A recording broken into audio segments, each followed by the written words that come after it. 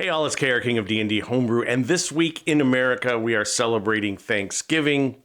I know it's not a holiday that's all around the world, but for us here in the United States, this is a week of eating lots of food, watching football, and also being with our families and being thankful for the things that we have. And you know, I did a episode on feasts, and I'll put a link up here to it. But today what I'm more interested in is magical food. And you know, magical food has a long tradition in fairy tales and legends and myths, part of which because food scarcity was such a problem for people throughout most of recorded history. People lived through famines. People literally were starving such that they dreamed of food. They dreamed of having a limitless supply of food or magical food. You know, and there was both a positive and a negative to this. And I think you can incorporate magical food into your game when you think about it in terms of both, you know, its historical and potentiality and the roots of it, but also gameplay, also what your players might do. And, you know, you think about like the classic myth of a magic food is that of the lotus eaters, the Greek myth, in which this island, you'd eat these lotus plants, these lotus, I think they made fruits that came from the lotus, and you would just become indolent and lazy and not want to go anywhere, and the crew of the ship would just want to stay there and whatnot. And this is a classic, negative, poisonous food. You know, poison foods in fairy tales, of course, the poisoned apple that the evil witch gives to Snow White, and this is the kind of thing, poisonous or negative. You know, what would be the lotus flower, a confusion sort of thing, or some kind of drowsiness, you know, that would overcome the players. But I think the majority of magic foods that you see in folklore and mythology are positive. Food was the sustenance of life. It was something that we not only had to have to stay alive, but enjoyed, right? So you had the ambrosia of Greek mythology. I think only the gods could drink it, but it gave them eternal youth, eternal vigor. You know, it's what fueled their status as gods. And you see this in other mythologies. The Norse culture has the golden apples. In Hindu mythology, they have Amrita, another thing which gives you eternal life. And this is also, you know, a wish fulfillment, right? None of us want to die. This has gone on since the beginning of time. And so the idea that there is a magic food that gives you eternal youth is, the fountain of youth, right, that people searched for in the New World. This is something that's very powerful. Now, do you want to have a magic food that gives your players one bite of a golden apple and they have eternal, they can't be killed, they're invulnerable? Maybe for a day, right? Maybe for a week, maybe for an hour. However you want to do that, the apple of invulnerability, you cannot be hurt, you cannot die in that time. That's a powerful item. Again, I wouldn't do this forever. And that would be something people would search for. The grove of magic apples. And here's the thing about that. It's expendable. It's a one-time usage. And maybe that apple, you pull it from the tree and it only lasts for so long, it goes bad. So you're using this myth that's out there of this food that gives eternal life and then adjusting it for D&D. And it's a reward type thing. Because here's the thing. Negative foods that kill you, let's say, the classic is you go into a dungeon and suddenly there's a hero's feast laid out. And there's some, maitre d' that says, welcome, please try my feast, right? Well, anyone that's played D&D for more than 10 minutes is like, well, that's a trap. That's something bad going on there. The minute I start eating this, either it's poisonous or, I go to sleep or whatever. So you can do that. The problem is, the other thing is, how much tracking of food are you doing in your campaign? There are, I think it's Forbidden Lands. Somebody can tell me that, where tracking your food is a big deal. But in terms of Dungeons and Dragons, we used to try that. Once you get create food and water and those kind of spells, you can just assume, of course, you got to use a spell slot, right, to do that. But it kind of falls by the wayside because it's not as interesting to be constantly tracking food like you would in real life, right? Pack animals and supplies. Explorers running out of food is a very common thing that happened, right? But do you want to track that in your game? Because if you're not tracking it, when you bring up the topic of, so you go to this inn and they've got food, what do you eat at the inn? The players are going to be like, well, what do you mean, what do I eat? you've never asked me that before. Unless you always ask them that, and then it doesn't mean anything. And then suddenly one day they eat the chicken and they all fall under the spell of something. It's a little like, why do the food thing? Why not just have them throw the spell at me or something like that? There's an effect. I walk in the room and I make a save versus whatever. Why did I have to pick up the drumstick to get that? So you can present poison food or, magic food that does negative effects, but, getting your players to take those can be tricky. So, it's a little more work to do that unless they have to do it for some reason to fool someone and go in and be under this effect and then be cured or something. I don't know. It gets convoluted, right? So I tend to think of magic food items as positive. So we've done the immortality one. So there's a famous thing in India, soma, which I think is a drink. I'm not sure, but basically it's like a psychedelic sort of thing. And of course we know mushrooms, magic mushrooms, when ergo and yeast got, a certain spoilage, you'd have outbreaks of psychedelic incidents in medieval Europe. And you can use this in your D&D campaign, In the olden days that I lived through, when people did those kind of drugs, I'm sure nobody does them anymore, but they would go through those trips and it was just this unbelievable experience and you can't believe how, insignificant the world is or whatever, and you're having these incredible discussions.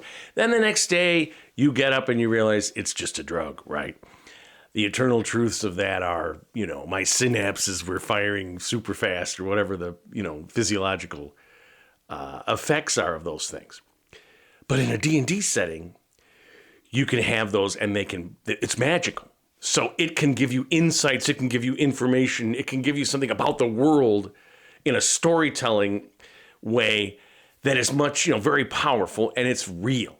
So I have this druid in my current 5e campaign, and she's out in this swamp and she grows, weed, as they call it, that is really powerful. And the players went out to negotiate with her. They had a contract with this town and they got this weed. And she had her super duper mystical weed that she doesn't sell. She wasn't going to let them take it to the town. But they helped her. These lizard folk that were living in her swamp were under the influence of this evil deity, and they went out and killed it and came back. And she said, I will reward you if you'd like to partake in this weed. And what I did was I gave each of the players a vision about their potential future, about how they connected to the game, all sorts of things. This is a little bit like the dream thing, but unlike the dream thing that's sort of intrusive, like you go to sleep and you have this dream and I just give it to you as the GM. Here they had a choice. Here they knew they were going to find out things, potentially good things, negative things. I didn't really have the possibility of a bad trip per se, but I just wanted to have something, a substance that you took in, and then it had the magic effect combined to it. And this is the kind of thing that you can do, combining magic and, food or things you ingest. And there's another thing, even though I was saying you don't necessarily want to track food or, okay, are you out of supplies? You can have areas in your world where it is very difficult to get food. And instead of forcing your players to take a create food and water spell, you can have something like the lambus bread, is that the right pronunciation, but from Lord of the Rings, that basically sustained Frodo and Sam as they made their way across, the lifeless, terrain of Mordor, as Gandalf used to say. And that was an environment where they needed that. They were not going to be able to just find food lying around, right? It was an intentionally lifeless, brutal environment, and that enabled them as a storytelling device to make their way across there. So if you have a barren area, an Arctic wasteland, and you can have a magical bread like the lambus bread, which provides sustenance, which keeps them from becoming exhausted. One of the things with the Arctic environment or brutal desert, and I've talked about this in another video, I guess I'll put a link up here to my one on weather effects, where you can get exhausted. And if you look at the exhaustion rules, I think they're changing them for the new 5e, and they have different ones in different systems, whatever system you're playing. But if you look at 5e, it's if you get exhausted and you start going down those levels, it's nasty. So you may need something like this magic bread. It isn't so much that you're hungry as it's sustaining you, and that you can track effectively. You've got this many loaves or this many slices or whatever it is, this many party members, this is what you need each day. So you know how far you can go in and how far you can come back out. Now you can say, well, I'll just have potions or, magic items or whatever it is. Okay. But this is a way to have this food item, this magic food, such that it has that connection, that mythic, folkloric, Hansel and Gretel, right? Going to the candy cottage with the witch, right? And they're totally, kids are. I loved candy as a kid, that kind of thing, right? That act of eating, why we celebrate with feasts, right? We associate food with so much. So try to think of ways to make those connections in terms of what could a food item do? What benefits could it serve magically? I mean, again, a food item, berries of invisibility, right? And you have this berry and you're invisible for an hour. Or you're invisible for 5 minutes, but you don't have to concentrate on it. Something like that, right? So take a spell and look at that and take an effect and then modify it for this expendable item. There's only 5 berries or 2 or 1 or, whatever you want. And you think of that effect, they're magical. Ethereal berries, that when you eat the ethereal berry, you go in the ethereal plane, right? You ingest that inside you. And these are the kind of effects that you can think of with magic food that kind of have a better flavor. I mean, again, you just say, well, I have a potion of etherealness. Okay, you can just do that, right? But the other thing that you can do is you connect it to some storyline. Who is, growing these berries? Some powerful druidic or nature god, right? The green man kind of thing where the things they grow are magical and they have these effects, right? So it connects you to that storyline because that's what you're trying to do, is connecting the real world, the verisimilitude of living in the world and having to eat, which even if we don't track it or think about it or whatever, except in a sort of role-playing sense, I'll have a mug of beer, I'll eat dinner there. Now you're connecting it to the web of magic that supposedly permeates the world. So hopefully that's helpful. And again, love to hear your comments if you've used magic food.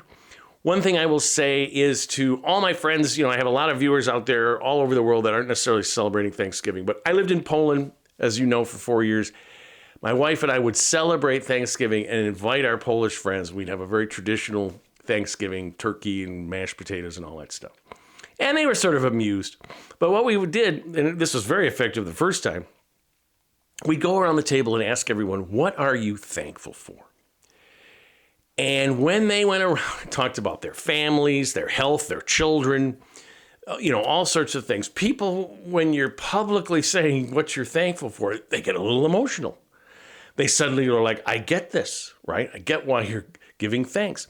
So I would say to you, keep playing an RPG game, whichever one you choose. Tell someone else about it.